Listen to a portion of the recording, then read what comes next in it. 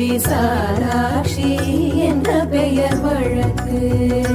கங்கை நீராட்சி செய்து வரும் வடகாசி தன்னில் விசாலாட்சி என்ற பெயர் வழக்கு.